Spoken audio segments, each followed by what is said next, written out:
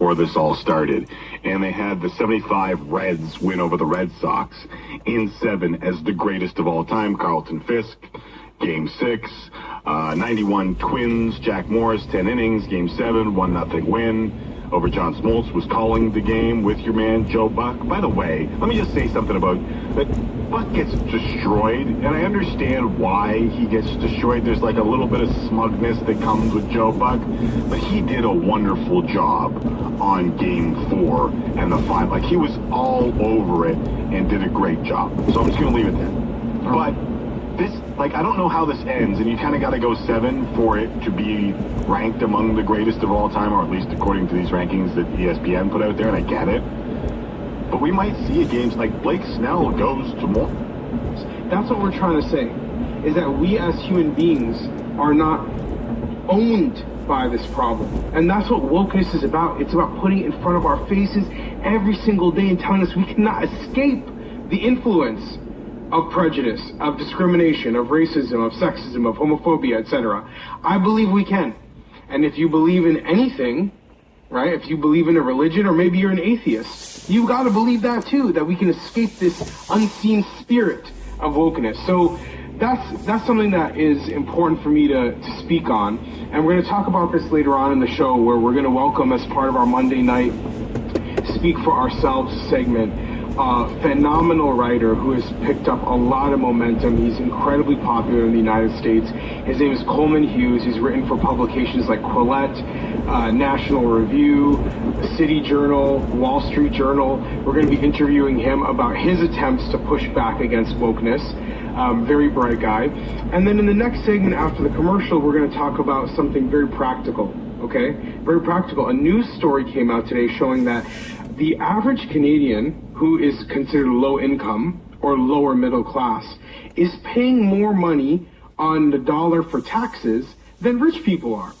We've got a tax system that seems to be out of balance. So we're going to bring on an accountant to come talk to us about this and what we should all be doing. I'm not rich, by the way. Maybe I assume most of you aren't too. But those of us who are not rich, what do we need to be doing so that we're not paying more taxes than rich people? Because that sounds wild out here. I should not be paying more taxes than millionaires. That is nuts. Anyway, before we get to those topics, I want to bring to you an update from the U.S. presidential candidate that many of you may have forgotten is even in the race, Kanye West. He is still running for president, by the way, and he is on the ballot in a number of states. This election, by the way, in case you forgot, is coming up next week. This is moving fast. So I don't believe we're going to be welcoming President Kanye West next week, but he did do an interview over this weekend, and of all the birthday presents I got, this might be my favorite one, because he went on the Joe Rogan podcast and was talking about a whole bunch of stuff. I don't even know where to start to give you an update on what Kanye's been saying and what he's been doing.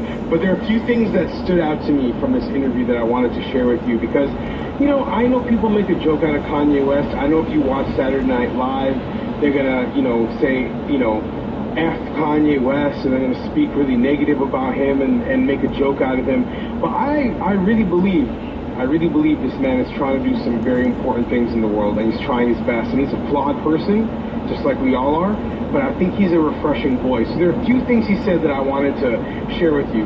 The first thing he said that really stood out to me is he was talking about his own music career, all right? And he was saying that music, he appreciates it, but he doesn't believe people need it.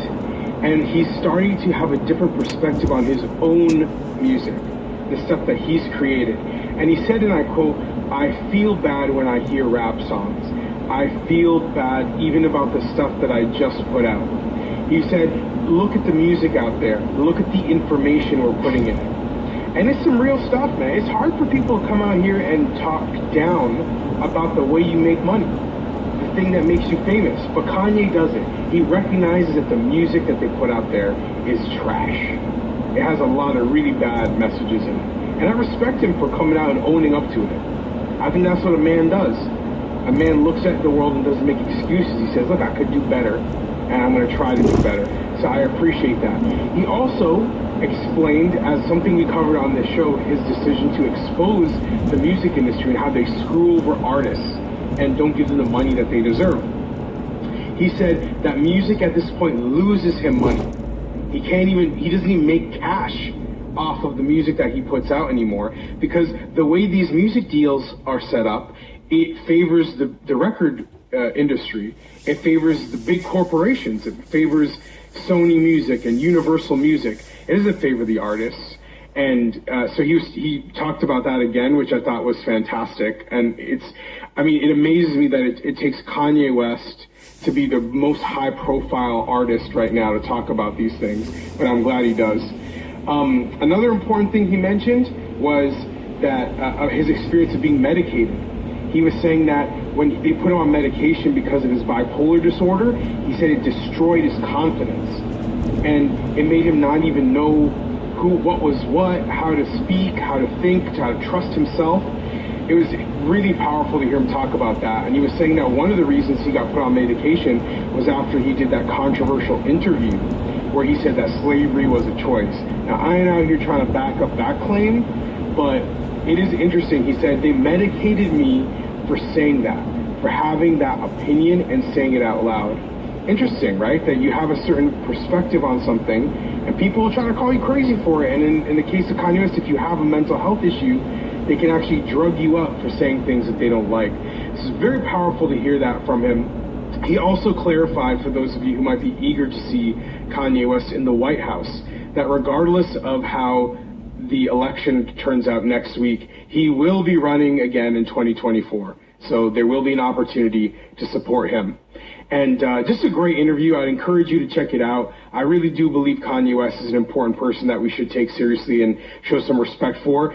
After the commercial break, we're going to bring an accountant on to talk to us about why the average Canadian might be paying more money on their taxes per dollar than rich people. That sounds messed up. That's not how the game is supposed to work. And yet, that's the kind of tax system we have in this country. The federal government's got to make some changes. What kind of changes? We're going to talk up to a professional about that tonight, because it's outside of my area of expertise, but I think he's going to be able to shed some light on this. We'll be right back.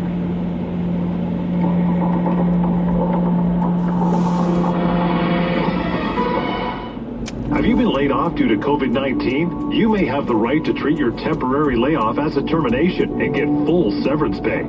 Contact Lior Samfiru and his team at employmentlawyer.ca to find out how much you may be owed. In many cases, there are no upfront legal fees, and his team is not paid until your matter is resolved. Temporarily laid off? Call employment lawyer Lior Samfiru at 1-855-821-5900 and get what you're owed. employmentlawyer.ca. At Tim's, we're committed to serving our best cup of coffee every time by only using 100% premium Arabica beans, serving coffee fresh every 20 minutes, and new fresh brewers which promise a consistent cup.